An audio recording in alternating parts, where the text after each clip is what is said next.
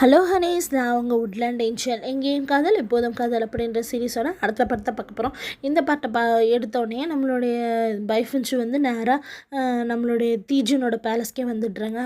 அவர் already தீஜுனோட பேலஸில் வந்துட்டு தீஜுன் வந்து நம்மளுடைய ஹீரோவோட அசிஸ்டண்ட் இருக்காங்களா, அவங்கள கூப்பிட்டு பேசிகிட்டு இருக்காங்க. அவங்க வந்து சொல்கிறாங்க, இந்த மாதிரி நாங்கள் அந்த இடத்துல வந்து ஏற்கனவே முற்றுகையிட்டுட்டோம், ஹீரோ தான் சொல்லிட்டு போனார் அப்படின்னா. சரி, ஆனால் இப்போ மோய்வான் எழுந்திரிச்சிட்டா, இப்போ இருக்கிற நிலமையை பார்த்தா ஏதோ ஒரு பெரிய விஷயம் நடக்க போகுது அந்த டீமன் வேர்ல்டில் அப்படின்னு சொல்லிட்டு இவர் யோசிச்சுட்டு நின்றுட்டு இருக்கும்போது தீஜன் திரும்பி பார்க்குறாரு. அங்கே பைஃபன்ஸ் உட்காந்துருக்காங்க. அதை பார்த்தோன்னே எதுக்கு இங்கே வந்தேன், எனக்கு மூஞ்சிலே முழிக்கிறதுக்கே விருப்பம் இல்லை அப்படின்னு சொல்லிட்டு கதவை சாத்த போக ஹீரோயின் அந்த பைஃபன்ஸு வந்து ஒரு 90 ஃபாக்ஸாக மாதிரி அவங்க மேலே குதிச்சிடுறாங்க. பார்த்தா தீஜுனால் தாங்க முடியாமல் கீழே வந்து பிளட் வாமிட்டே எடுத்துறாரு. எப்படியாச்சு இப்போ சிம்மின்னு சொன்னதெல்லாம் உண்மை தானே அப்படின்னு சிம்மினை என்ன சொன்னான் அப்படின்னு சொல்லி கேட்குறாங்க. உடனே வந்துட்டு இந்த மாதிரி உங்களுக்கு உடம்பு முடியல அப்படின்னு சொல்லி சொன்னாங்க அப்படின்னு சொல்கிறாங்க. அதுக்கப்புறமா வந்துட்டு நீங்கள் தான் அவங்களுடைய பேரை அதுலேருந்து அழிச்சிட்டிங்களாமே, அது அழிக்கலைன்னா நம்ம நல்லா இருந்திருக்கலாம், அதை சரி பண்ணவே முடியாதா அப்படின்னு சொல்லிட்டு அவங்கள நம்மளுடைய தீஜுனை பைஃபன்ஸும் ஹக் பண்ணிகிட்டே கேட்குறாங்க. அதை பார்த்தோன்னா உனக்கு இதை யார் சொன்னா அப்படின்னு சொல்லிட்டு ஹை காட்ஸ் இருக்க எல்லாரோட பேரையுமே சொல்கிறாங்க. இல்லை, சிம்மின் தான் ரெக்கார்ட் எடுத்துகிட்டு வந்து காமிட்டாருன்னு அவருக்கு எவ்வளோ தைரியம் தான் அதை கொண்டு வந்து காமிச்சிருப்பான் அப்படின்னு சொல்லிட்டு இருக்கும்போதே நான் வந்து கண்டிப்பாக ஏஷியன்ட்டோட வெப்பன் தான் என்னோடய டெய்லே, நான் கண்டிப்பாக அதை வந்து உங்களுக்கு சரி பண்ணுவேன் அப்படின்னு சொல்லிட்டு தீஜுனோட வாள் அங்கே இருக்கும், அதை எடுத்து அவங்களோட டெய்லை கட் பண்ணிட்டு அவங்க எழுதுறதுக்காக வேகமாக போகிறாங்க. தீஜுனோட கண்ணே பார்த்திங்கன்னா அப்படியே ஷாக், அவர் கண்ணில் நான் அதை கண்டிப்பாக இந்த பேரை மாற்றுவேன் அப்படின்னு சொல்லிட்டு போகும்போது அப்போ அவங்க போகிறாங்க. பின்னாடியே தீஜன் வந்துருப்பார் போல். அவங்க உட்காந்து போகும்போதெல்லாம் நினச்சிட்டே இருக்காங்க, இந்த மாதிரி அவர் கடைசி வரைக்கும் தனியாக தான் இருக்கணும், அவருக்குன்னு எந்த பேருமே கிடையாது அப்படின்னு சொல்லிட்டு அதை நினச்சி பார்த்துட்டே இருக்கும்போது இவங்க போய் அந்த கல்லில் போய் பேர் எழுதி பார்க்குறாங்க. ஆனால் எழுதவே முடியல. அப்போ வந்துட்டு அப்படியே மயங்கி விழுறாங்க. பார்த்திங்கன்னா தீஜன் பின்னாடி தான் இருக்காரு. வந்து வேகமாக தூக்கிட்டு வந்து சிம்மின் கிட்ட தீஜனை பைஃபன்ஸோ கொடுத்துட்டு இந்த மாதிரி அவள் டேலை கட் பண்ணிட்டான்னு சொல்லு அப்படின்னு. அதே மாதிரி அவங்களும் வந்து மீகு கிட்ட கொடுக்குறாங்க. மீகு வந்து ஜியானை தேடி குலனுக்கே வந்துட்டு கொடுக்குறாங்க. அப்போ வந்து ஹீரோயின் கேட்குறாங்க, காலையில் நல்லா தானே இருந்தால் இப்போ என்னாச்சு அப்படின்னு. சிம்மின் வந்து சொன்னாங்க, தீஜுனால தான் எல்லாம் நடந்ததாகவும் அவங்க டெய்லை அவங்க கட் பண்ணிக்கிட்டதுனாலும் சொல்கிறாங்க அப்படின்னு. ஜியான் வந்துட்டு நம்மளோட பைஃபன்ஸுக்கு மருந்து கொடுக்குறாங்க. கொடுத்துட்டு சரி எல்லோரும் வெளியே போங்க அப்படின்னு சொல்கிறாங்க. வெளியே வந்தோடனே பார்த்தீங்கன்னா நம்மளுடைய கரெக்டாக தீஜன் வர்றாரு. அவரை பார்த்தோன்னே நம்மளுடைய ஹீரோயினுக்கு கோவம் வந்துடுது. எவ்வளோ தைரியம் இருந்தால் இப்போ நீங்கள் வந்திருப்பீங்க, எதுக்காக இப்போ வந்திருக்கீங்க அப்படின்னு சொல்லிட்டு. அப்போ வந்துட்டு அவங்க வந்துட்டு அமைதியாகவே இருக்காங்க. அவள் தான் வந்து உங்களை லவ் பண்ணுறான்னு தெரியுதுல, முதல்ல நிறுத்த வேண்டியதானே. நாங்கள்லாம் வந்து 90 ஃபாக்ஸ்னாலே ரொம்ப ஸ்டபனானவங்க தான். நாங்கள் ஒருத்தவங்களை விரும்ப ஆரம்பிச்சிட்டோன்னா நாங்கள் அவங்கக்கிட்ட வந்து மாற்றிக்கவே மாட்டோம் அப்படின்னு இவங்க ஹீரோயின் சொல்லிட்டு இருக்கும்போது தீஜுனையும் கட்டுறாங்க, தீஜனுக்கு பின்னாடி இருக்க மாஸ்டரையும் கட்டுறாங்க. அப்படின்னு சொல்லும்போது உடனே இவர் அமைதியாக பார்த்துட்டே இருக்காரு. இப்போ நீங்கள் அப்போவே நிறுத்தாதனால இப்போ இவ்வளோ பெரிய பிரச்சனை வந்துருச்சு, உங்களால் அவளோட வலியை வாங்கிக்க முடியுமா, ஒரு டேலை கட் பண்ணால் எவ்வளோ வலிக்குன்னு உங்களுக்கு தெரியுமா அப்படின்னு சொல்லிட்டு திட்டுறாங்க. உடனே ஜியான் இருந்துட்டு ஐயோ அவருக்கு அதெல்லாம் ஒன்றும் சொல்ல முடியாதுமா அப்படின்னு சொல்லும்போது என்ன சொல்ல முடியாது, அப்புறம் எதுக்கு வந்தீங்க அப்படின்னு சொல்லிட்டு கத்துறாங்க. அப்போ வந்துட்டு மாஸ்டர்ன்ட்டு 17th அவங்கவுங்களுக்குன்னு ஒரு விஷயம் இருக்குமா அப்படின்னு சொல்கிறாங்க. அவங்கவுங்களுக்குன்னு ஒரு டைம் இருக்குமா, அது சொல்ல முடியாதுமா அப்படின்னு சொல்கிறாங்க. உடனே ஹீரோயின்ட்டு சரி நான் எதுவும் சொல்ல அப்படின்னு சொல்லிட்டு அந்த பக்கம் நான் வந்துக்கிறாங்க. எல்லோரும் உள்ளே போய் பார்க்குறாங்க. அந்த சமயம் சிஎன் உள்ளே போய் பார்க்க சொல்கிறாங்க. அப்போ கடைசியாக வந்துட்டு நம்ம தீஜனும் வராரு. தீஜன் வந்துட்டு வந்து நிற்கும் போதே நம்மளோட பைஃபன்ஸ் இருந்துட்டு நான் இப்போ யாரை பார்க்குறது தெரியுமா ஆண்டி அப்படின்னு. யாரை பார்க்குற அப்படின்னா பார்க்குறது யாருன்னா வேறு யாரும் இல்லை, நம்மளுடைய தீஜனை தான் பார்க்குறேன் அப்படின்னு சொல்லும்போது அப்புறம் அவங்க என்ன சொல்கிறாங்கன்னா, தீஜனை பார்க்குறியா, சரி அப்படி சொல்லிட்டு இவங்களே எந்திரிச்சு எல்லோரும் வெளியே போய்ட்டுறாங்க. கரெக்டாக தீஜனை பார்த்தோன்னே இவங்க போய் அப்படியே அவங்க மடியிலேயே படுத்துக்கிறாங்க. அவர் அப்படியே ஷாக் ஆகிட்டு பைஃபன்ஸ் என்ன பண்ணுறாங்க அப்படின்னா ஹைனஸ் அப்படின்னு சொல்லிட்டு கூப்பிட்றாங்க, அரசரே அப்படின்னு சொன்னோடனே உடனே இவர் அப்படியே மெல்லமாக அவங்கள ஹக் பண்ணிக்கிறாரு. அப்படியே ஹக் பண்ணிவிட்டு அங்கே அவங்கள ஜுவார்னு சொல்லிட்டு கூப்பிடுவாங்க. அந்த மாதிரி ஜுவார் அப்படின்னு சொல்லி கூப்பிடும்போது நீங்கள் திரும்ப வந்ததில் எனக்கு சந்தோஷம், நீங்கள் வந்து இந்த தடவை கூட்டிகிட்டு போகும்போது மழையில் நினையாமல் கூட்டிகிட்டு போகணும், சரியா, மழை நின்னோடனே போகலாம் அப்படின்னோடனே அவங்களும் சரின்றாரு. அப்புறம் உடனே இருந்துட்டு நீங்கள் வந்து ஹியூமன் வேர்ல்டில் இருக்கும்போது கொஞ்சோண்டு நல்லாவே இல்லை அப்படின்னு சொல்கிறாங்க.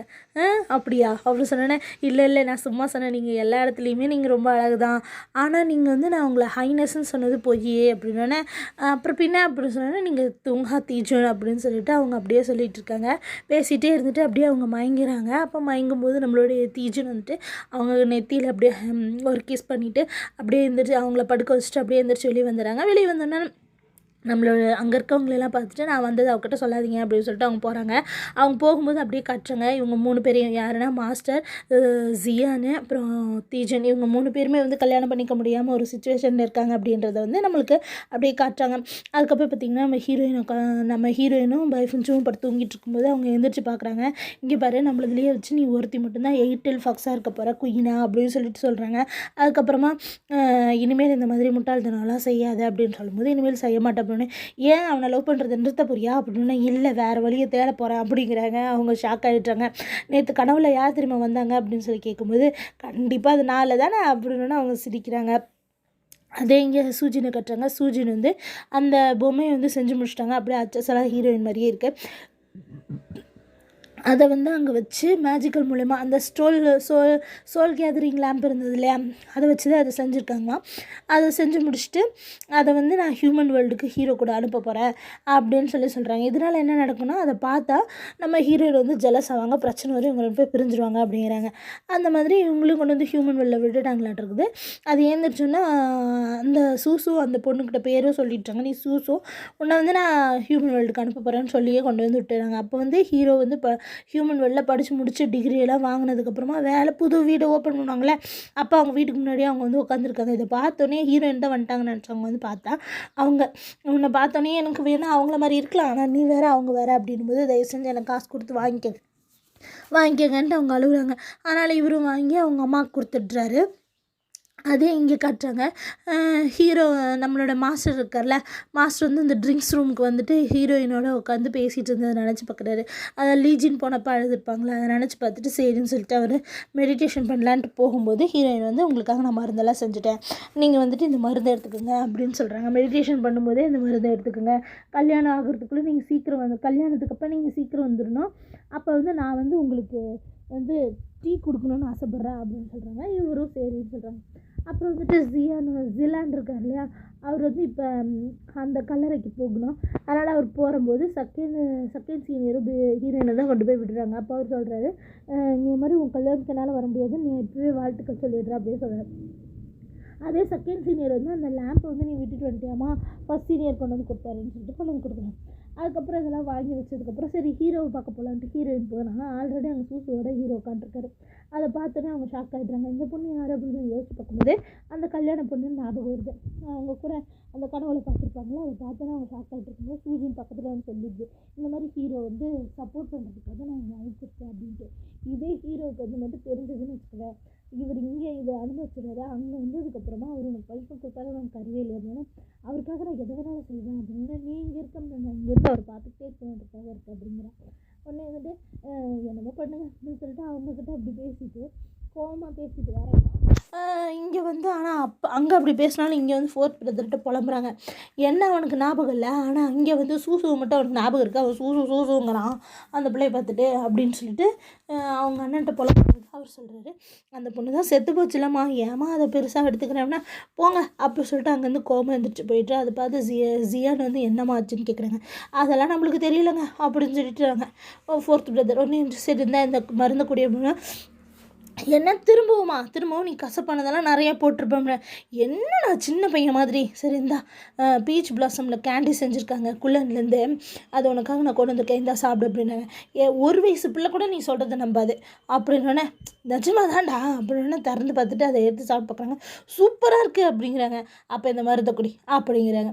அதே இங்கே வந்து பார்த்தா சூஜின் வந்துட்டு அவங்க அசிஸ்டண்ட்டு சொல்லிட்டுருக்காங்க, பைச்சியன் என் முன்னாடி வந்துட்டு அப்படியே கோவப்படாத மாதிரி நடித்தாலும் அவளுக்கு கண்டிப்பாக ஜெலஸ் வந்திருக்கும், அவள் கண்டிப்பாக அந்த தப்பை செய்வா அப்படின்னு சொல்லிட்டு அவங்க சொல்லிகிட்டே இருக்காங்க. அப்போ நம்ம ஹீரோயினை கட்டுறாங்க. அதேமாதிரி அவங்க ட்ரிங்க்ஸ் பண்ணிகிட்ருக்காங்க. செம்மையான ட்ரிங்க்ஸ் எதுவுமே சாப்பிட மாட்டேங்கிறாங்க. அந்த சமயத்தில் வந்துட்டு நம்மளோட பைஃபன்ஸ் வந்து கேட்குறாங்க, ஏங்க இப்படிலாம் பண்ணுறீங்க அப்படின்போது, உனக்கு வந்துட்டு நான் வந்து சூசுவுக்கு ஒரு சப்ஸ்டியூட்டாக இருப்பேன்னு நான் நினச்சி கூட பார்க்கல அப்படின்போது, யாரை நீங்கள் சொல்கிறீங்க, அந்த ஹியூமன் வேர்ல்டில் இருக்கேன் அவங்களா அப்படின்றாங்க. அப்போ உனக்கும் அவளை பற்றி தெரியுமா அப்படின்னு, தெரியும் அப்படிங்கிறாங்க. எல்லாருக்கும் அவளை பற்றி தெரிஞ்சிருக்கு அப்படின்னு, நீங்கள் தான் அந்த விளக்கை வாங்கும்போதே நான் கேட்டதுக்கு நீங்கள் எல்லாம் சரின்னு சொன்னீங்களே அப்படின்னு, அப்போ எனக்கு சரியாக தான் தெரிஞ்சு, ஆனால் அவனை ஹீரோவை அந்த பொண்ணோட பார்க்கும்போது என்னால் அதை ஏற்றுக்கவே முடியல அப்படின்னு சொல்லிட்டு ரொம்ப வருத்தப்படுறாங்க.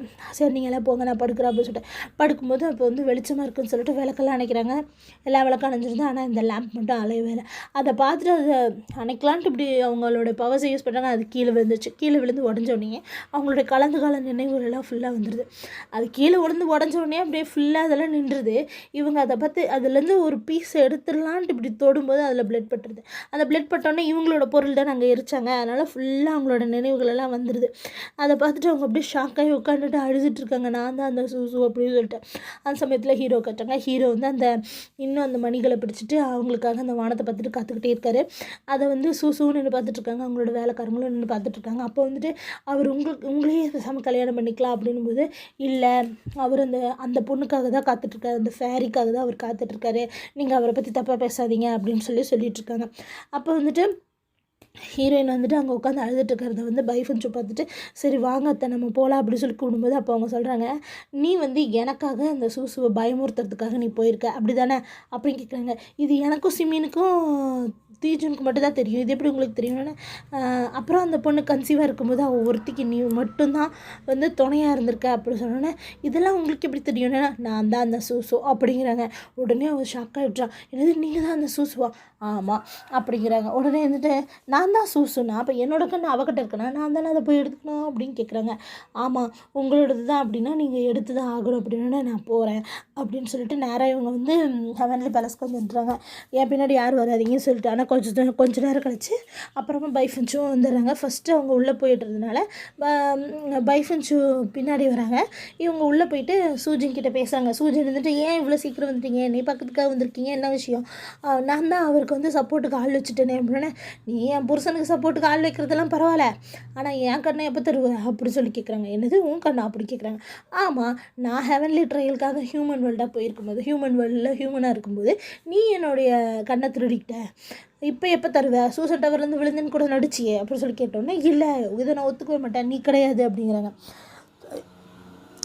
இல்லை நான் வேறு குடிச்சிருக்கேன், என் கை வேறு நடுங்குது, ஒழுங்கு மரியாதை நீயே உன் கண்ணை எடுத்து கொடுத்துரு, இல்லை நானே எடுப்பேன் அப்படிங்கிறாங்க. இல்லை நான் தரமாட்டேன், இது ஏன் கண்ணு அப்படின்னு சொல்கிறாங்க.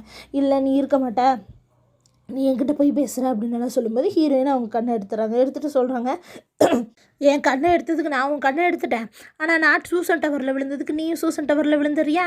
அது வேண்டாம், இப்போ போய் அந்த மேஜிக் பெல்லுக்கு நீ போய் காவலாளியாக இரு, சரியா போச்சு அப்படின்னு சொல்லிட்டு அவங்க பாட்டுக்கு நேராக எழுந்திரிச்சு வெளியே போகிறாங்க. அப்போ அவங்களோட அசிஸ்டண்ட்டே அவங்க ஃப்ரீஸ் பண்ணி விட்ருப்பாங்க. அவங்கள எடுத்து விட்டுட்டு, போய் மெடிக்கலுக்கு இங்கே வர சொல்லி அவளை பாரு அப்படி சொல்லிட்டு அவங்க ஒரு நல்லதையும் செஞ்சுட்டே போகிறாங்க.